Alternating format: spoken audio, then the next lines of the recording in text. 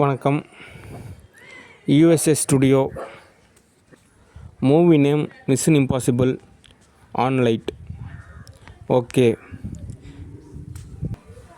நான் தமிழில் சொல்கிறத ஆங்கிலத்தில் மொழிபெயர்த்து நீங்கள் புரிஞ்சுக்குங்க. ஓகே, சரி. ஒரு டைரக்டர் நான் சொல்கிறது தெளிவாக நிதானமாக பொறுமையாக கேட்டுக்குங்க. இந்த திரைப்படத்தில் யாரெல்லாம் நடிக்க போகிறாங்க அப்படின்றது ஆடியன்ஸை பொறுத்த வரைக்கும் ஒரு சஸ்பென்ஸ். ஓகே, இந்த படத்தில் நிறையா பேர் நடிக்க போகிறாங்க. ஒவ்வொருத்தருக்குமே நிறையா ஸ்பெஷல் கேரக்டர்ஸ்லாம் கொடுக்கப்பட போகிறது. ஓகே, சரி. முதலாவது, இந்த படத்தோட திரைக்கதையிலிருந்தே நான் உங்களுக்கு கதை சொல்கிறேன்.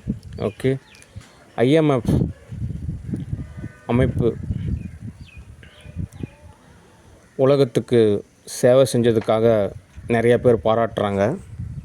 அடுத்து ஐஎம்எஃப் நிலையில் வேலை செய்யக்கூடிய நபர்களுக்கு ஒரு சலுகை, ஊக்கத்தொகை, ஒரு பரிசு அப்படின்றதுக்காக நிறையா பேர் நிதி வழங்கிறதுக்காக முன் வராங்க. அது எல்லா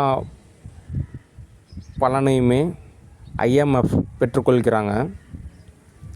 அடுத்து ஒரு அமைப்பு ஐஎம்எஃப் உதவரும் அப்படின்றதுக்காக ஒரு பிஸ்னஸ் அக்ரிமெண்ட் அப்படின்ற மாதிரியும் ஒரு டாக்குமெண்ட் சைன் வாங்கிக்கிட்டு நிறைய கேஷ் கொடுக்குறாங்க. அதுக்கப்புறம் ஐஎம்எஃப்பில் வேலை செஞ்சவங்க நிறையா நபர்களுக்கு நிறையா சலுகை வழங்கப்படுகிறது. உலகமானது ரொம்ப ஸ்மூத்தாக எல்லா வகையிலும் நல்லா இருக்கிற மாதிரி தான் இருக்குது. ஓகே, அடுத்து ஈத்தனுக்கும் நிறையா கேஷ் வழங்கப்படுகிறது. அவர் மேலிருந்து எல்லா கேஸுமே கேன்சல் செய்யப்படுகிறது. ஈத்தன் அந்த காசை வாங்கிக்கிட்டு ஒரு சில நண்பர்களோட சுற்றுலா போகிறாரு.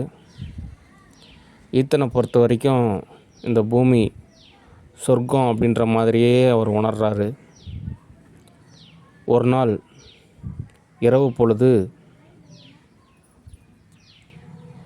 8:40 மணிக்கு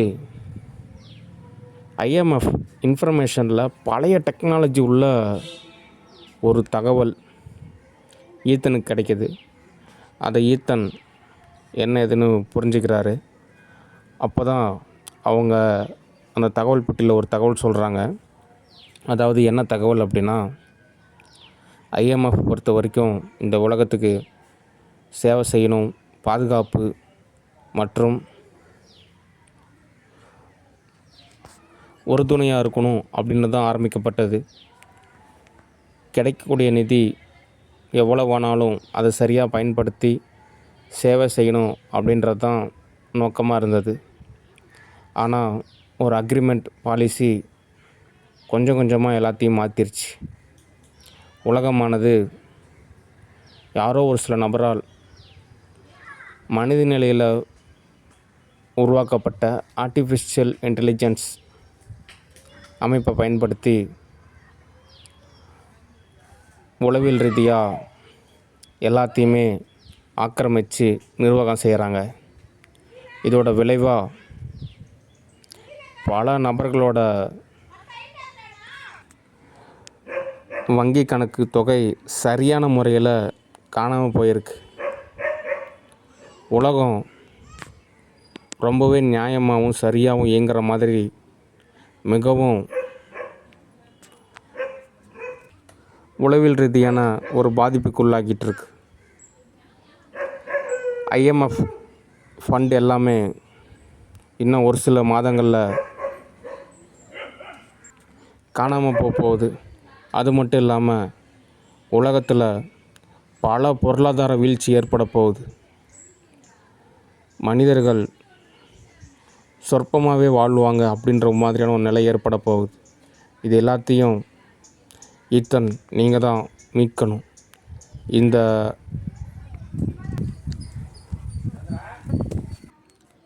இந்த தகவல்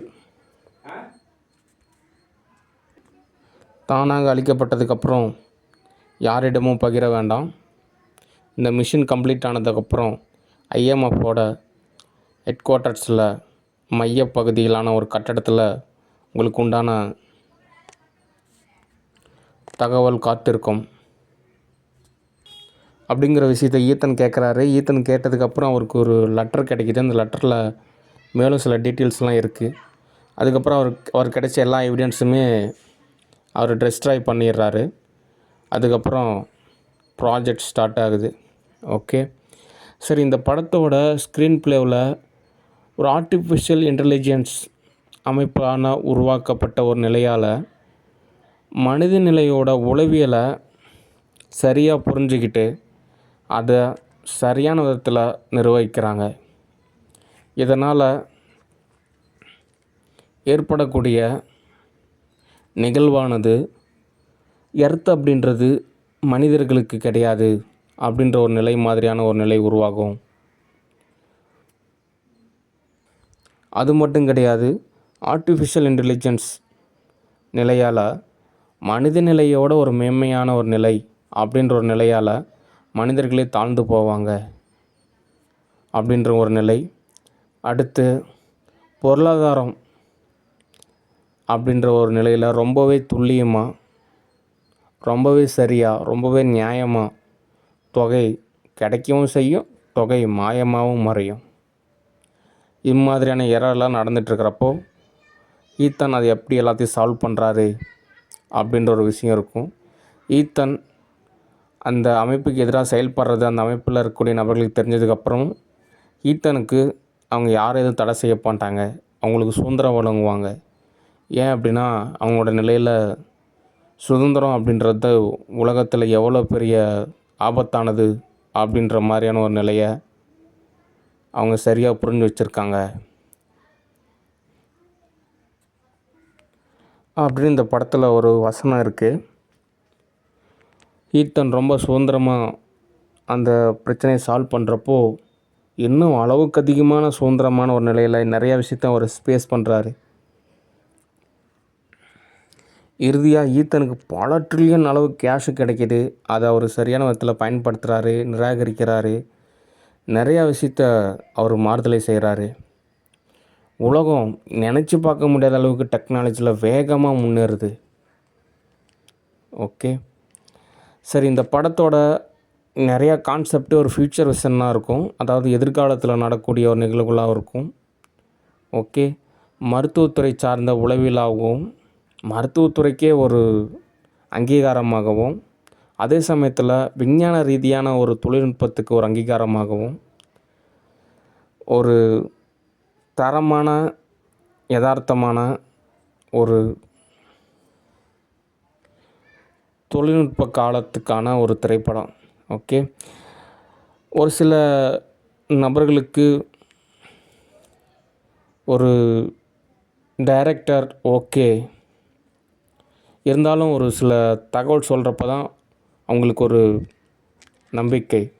ஓகே, அதனால் இந்த படத்தோட கிளைமேக்ஸ் ஷாட்ஸ் எப்படி அப்படின்னா, ஒரு கட்டடம், டவர் கட்டடம் அதை கண்டுபிடிக்கிறாங்க. அந்த கட்டடத்துக்காக டாம் குரூஸ் ஒரு விண்வெளிக்கு செல்லக்கூடிய ஒரு ராக்கெட்டில் பயணிக்கிறாரு. அவர் நேராக விண்வெளிக்கே போயிடுறார். விண்வெளியிலேருந்து அங்கேருந்து எர்த்தில் குதிக்கிறார். அவ்வளோ பெரிய நிலையிலேருந்து எர்த்து குதிக்கிறப்போ அவர் எல்லாத்தையும் ஓரளவு சால்வ் பண்ணிட்டு அதுக்கப்புறம் பேராஷூட்டில் அந்த கட்டடத்துக்குள்ளே நுழையிறாரு. அந்த கட்டடத்துக்குள்ளே நுழையிறப்பவே அவருக்கு நிறையா சிரமம் ஏற்படுது. அதுக்கப்புறம் சில டாக்குமெண்ட்ஸ் சர்வர் சிஸ்டத்தை எல்லாத்தையும் ஓரளவு ஆக்சஸ் பண்ணி ஒரு சில விஷயத்தை மாற்றுறாரு. அதுக்கப்புறம் அவர் கைது செய்யப்படுறாரு. ஆனால் ஒரு சில மாதத்துக்கு அப்புறம் அவருக்கு தகுந்த மாதிரியான சூழ்நிலை எல்லாமே மாறுது. அதுக்கப்புறம் அவர் விடுதலை செய்யப்படுறாரு. அதுக்கப்புறம் அவர் சொன்ன மாதிரி ஐஎம்எஃப் ஹெட் குவார்ட்டர்ஸில் இருக்கக்கூடிய ஒரு மைய கட்டடத்துக்கு போகிறாரு. அங்கே அவருக்கு உண்டான ஒரு தகவல் இருக்குது. அதை அவர் என்ன இதுன்னு புரிஞ்சுக்கிறாரு. அது ஒரு புத்தகமோ அல்லது என்ன அப்படின்றது நீங்கள் திரைப்படத்தில் பாருங்கள். ஓகே, அடுத்து அங்கேருந்து அடுத்த பாகம் தொடருது. ஓகே, அவ்வளோதான் இந்த படத்தோட திரைக்கதை. கதை அப்படின்னு பார்த்தீங்கன்னா, என்ன தான் விஞ்ஞான தொழில்நுட்பம் மேன்மடைஞ்சாலும் ஒரு மனித நிலையிலான ஒரு ஆத்ம நிலைக்கு எவ்வளோ வேல்யூபிள் இருக்குது அப்படின்றதுக்கான ஒரு ஒரு நிரூபணமான ஒரு கதை. அதாவது மனித உளவியல் அப்படின்றது தான் படத்தோட கதை. ஓகே. டெக்னாலஜி அப்படின்றது அது தவிர்க்க முடியாத ஒரு நல்ல முன்னேற்றத்துக்கான ஒரு பாதை தான். ஓகே. அதனால் ஒரு காட்டாறானது நம்ம தடுத்தாலுமே அது பயணிச்சுக்கிட்டே தான் இருக்கும். அதனால் அது தெரிஞ்ச ஒரு விஷயந்தான் டெக்னாலஜியான ஒரு மூவி அப்படின்றது. ஆனாலும் ஒரு உளவியல் ரீதியான ஒரு புரிஞ்சுக்கணும் அப்படின்றதுக்காக ஸ்டோரி என்னன்னு பார்த்தீங்கன்னா, மனித உளவியல் அப்படின்றது தான் ஸ்டோரி. ஓகே. மற்றபடி இந்த திரைப்படமானது ஒட்டுமொத்த பூலோகத்தையுமே இணைக்கிற மாதிரி இருக்கும். எல்லா கண்ட்ரியுமே, எல்லா டாக்குமெண்ட்ஸு, எக்கனாமி, கரன்சி, இந்த மாதிரி நிறையா விஷயம் இருக்குது. அதனால தான் அவ்வளோ பட்ஜெட்டு. ஓகே. ஏன் அப்படின்னா ஒவ்வொரு நாட்டுக்கு போகிறப்போ சில டாக்குமெண்ட்ஸு, வெரிஃபிகேஷனு, ஐடென்டி கார்ட்ஸு நிறையா விஷயம் இருக்குது. எல்லாத்தையும் இன்க்ளூட் பண்ணணும். அது இல்லாமல் கிளைமேக்ஸில் கொஞ்சம் காசு செலவு அதிகமாகும். ஓகே. அதுக்காக தான் இந்த அளவு பட்ஜெட்டு. ஓகே. சரி, இந்த திரைப்படத்தை திரையரங்கில் பாருங்கள். நல்ல ஒரு தரமான திரைப்படம்.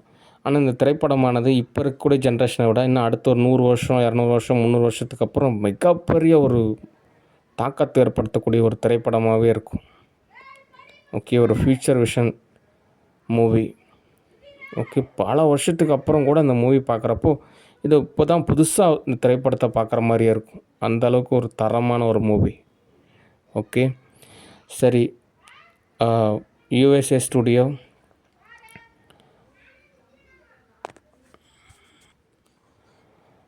யாம் ஒரு இயக்குனர். ஓகே. நன்றி, வணக்கம், பாய்.